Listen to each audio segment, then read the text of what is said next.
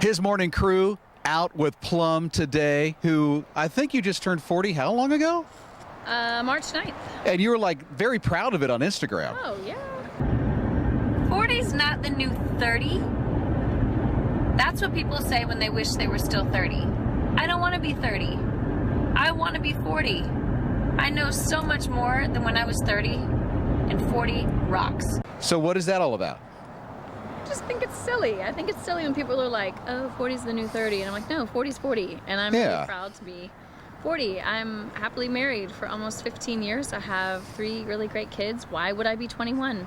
And I have way more wisdom. And it's so fun to know stuff that I didn't know. And I'm healthy and I'm happy and I'm strong. And I love 40. I think 40 is like to be achieved as opposed to avoided. Yeah. Yeah. So who was Plumb 10 years ago? Plum was a brand new mom. I have a 10-year-old son, so I was a brand new mama. I just turned 30, and I did not say I was turning 29 for the first time or the second time. I wanted to be 30. Talk to me in 10 years, though. I may feel a little different about 50. Oh, yeah, really? But I love 40. But yeah, 10 years ago, I was just a brand new mom, and I was coming off the road.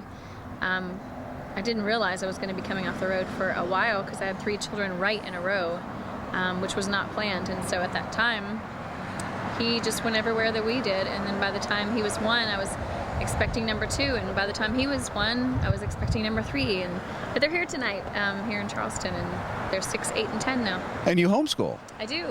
My husband and I own a Montessori school, but that allows us to take them out on the road more often because we own the school, so I homeschool when they're out with me. But my oldest is homeschooled. We don't have him in the school right now, just because that's what's best for him. And so then I'm, wife and mom and teacher, and which is scary because I don't think I'm like the poster child for like teaching your children. But I realize that teaching, there's an art to teaching, but at the same time, your children are watching you and they're learning from you all the time.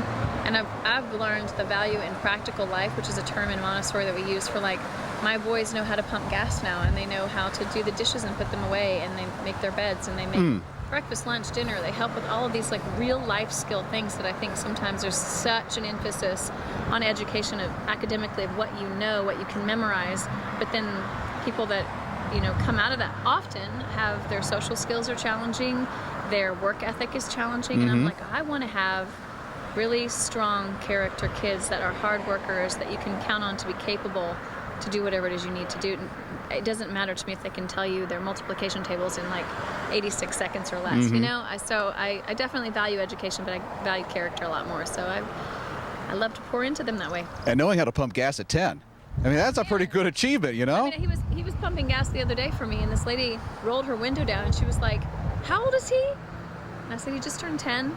She was like, and he's pumping your gas? And I was like, yeah, but I'm raising gentlemen. I mean, they know to walk on the side of the road and to open the doors, and they pay. I hand them the debit card when we have little dates, and they pay. And I don't know, I just feel like the world needs some more gentlemen out there, and so I'm raising a couple of those. And then I have a daughter, and I'm raising a woman of integrity. I want her to be a fighter for what's true and not be, there's just so much commercialization and emphasis on the princess thing, and I'm raising a servant. I don't really buy into the princess entitled, ew kind of thing. I want a hard worker who knows where her femininity is, if there's value in that, but there's also to get her hands dirty. She literally had to let it go. She literally had to. This is Plumb on his morning crew, his radio.